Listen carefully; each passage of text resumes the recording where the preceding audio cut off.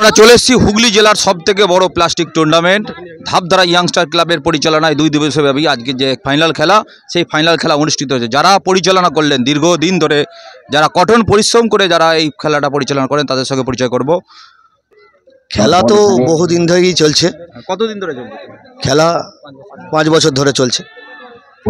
এই এত সারা এত দর্শক, এই রাত পর্যন্ত দর্শক এবং মহিলা দর্শক বসে আছে, এই যে এত বাজেট কিভাবে এর সম্ভব? এর সম্ভব আমার গোটা গ্রামবাসী সহ শ্রীরামপুর বাজারের সমস্ত দোকানদার এবং শ্রীরামপুর গ্রাম পঞ্চায়েতের কন্ট্রাক্টর সকলেই সহযোগিতা করেছেন এবং ধাপধারা গ্রামের যেগুলো অর্থ সম্পূর্ণ মানুষ তারা অর্থনৈতিকভাবে বিশাল সহযোগিতা করেছেন। এটা ধাপধারা গ্রামের একটা উৎসবের মতন পরিস্থিতি তৈরি হয়, যার কারণেই আমরা দেখতে পাচ্ছেন যে এখনও রাত পর্যন্ত দর্শক, ধাপধারা গ্রামের দর্শক এখনও পর্যন্ত আছে।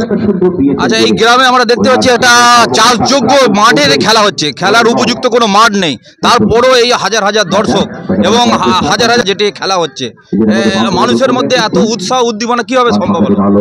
মানুষের মধ্যে উৎসাহ উদ্দীপনা মাঠ নেই ঠিক কথাই। ধাপধারা বরাবরই ছোটবেলা থেকে বাচ্চাবেলা থেকে আমরা সকলেই জানে ক্রিকেটকে খুব ভালোবাসে এবং বিভিন্ন জায়গায় ক্রিকেট সহ ফুটবলের বিভিন্ন টুর্নামেন্ট ধাপধারা খেলেছেন বারবার, যার কারণে ধাপধারা ছেলেদের একটা আলাদা উৎসাহ আছে।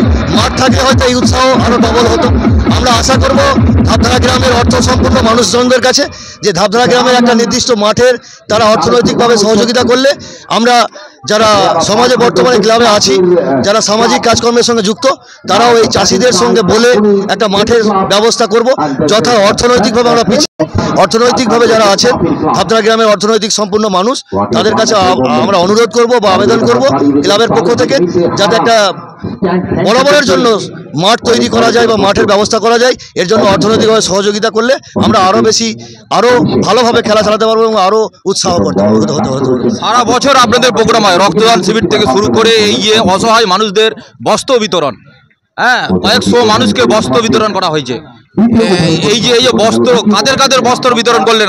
প্রতিবন্ধী মানুষদের আমরা সহযোগিতা করি প্রতি বছরের নাই এবছরও ক্রিকেট উৎসবের মাধ্যম দিয়ে কয়েকশো মানুষকে আমরা ইতিমধ্যে শীত বস্ত্র এমনি বস্ত্র বিতরণ করে সমস্ত মানুষকে আমরা সহযোগিতা করি। প্রকৃত যারা দুস্থ প্রতিবন্ধী তাদের উদ্দেশ্যেই আমাদের এই প্রোগ্রাম। আচ্ছা, বলছি অতিথিদের মধ্যে কারা কারা উপস্থিত ছিলেন? এই যে একটা খেলা হলো, অতিথির মধ্যে কারা কারা?